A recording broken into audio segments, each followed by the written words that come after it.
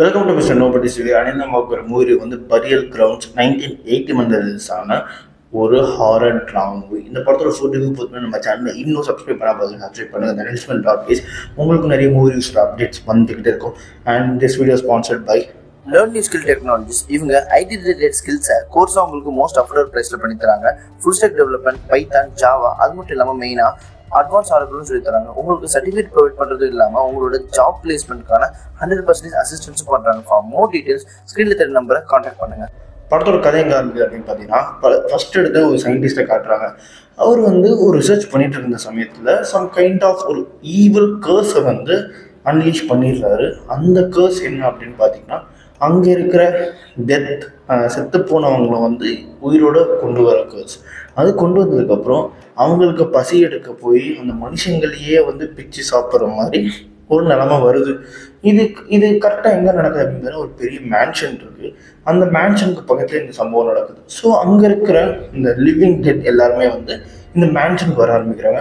அந்த மேன்ஷனுக்கு இப்போ தான் ஒரு 3 செட் ஆஃப் கப்புள்ஸ், அப்புறம் ஒரு அம்மா, ஒரு பையன் அப்படின்னு சொல்லிட்டு ஒரு கும்பலே வந்து இறங்கியிருக்கு.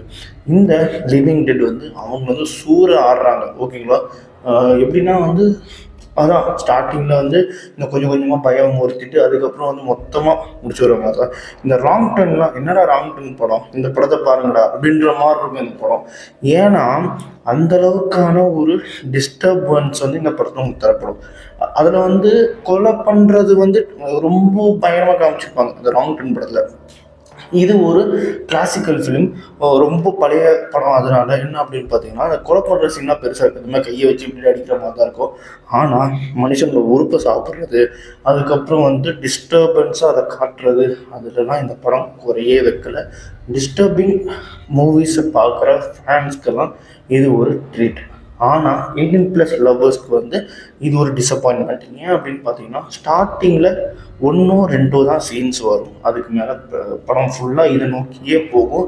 அந்த அந்த அந்த அந்த படத்தோட டைட்டிலுக்கு ஏற்ற மாதிரி கதையை நோக்கியே போகும். கதையே இல்லை, இவங்களுக்கும் ஒன்றும் நடக்கலை, யார் சர்வே பண்ணுறா அப்படின்றது தான் கதை. ஸோ வந்து ஃபுல் அண்ட் ஃபுல்லாக இதிலே போயிடும். 18+ சீன்ஸ் வந்து இருக்கவே இருக்காது. ஆனாலும் இதை கன்சிடர் பண்ணும்போது நான் பார்க்குறேன் அந்த டைம்லேயே வந்து சூப்பராக எடுத்துருக்காங்க அப்படின்னு சொல்லிட்டு. ஏன்னா வந்து அந்தளவுக்கு டிஸ்டர்பன்ஸ் இருக்கும். அந்த காட்டுற விதம் உண்மையாக நல்லா இருக்கும். நமக்கு என்ன ஃபேக்காக இருந்தாலும் அது அந்த டைமில் அது ஒரு மாதிரி பயங்கரமாக இருந்திருக்கும். தென் வந்து அது அவங்களுக்குலாம் ஒரு வீக்னஸ் வச்சுருப்பாங்க. அவங்க தலையில் வந்து மூளையே இல்லாத மாதிரி, தென் தலையில் அடித்தாங்க சம் கைண்ட் ஆஃப் ஃப்ளூயிட் வெளியே வர மாதிரி வச்சுருப்பாங்க. அதெல்லாம் வந்து டிஸ்டர்பன்ஸாக நல்லா இருந்துச்சு. 18+ல டிசப்பாயின்மெண்ட். ஆனால் டிஸ்டர்பன்ஸ் வைஸ்லாம் வந்து சூப்பராக இருந்துச்சு.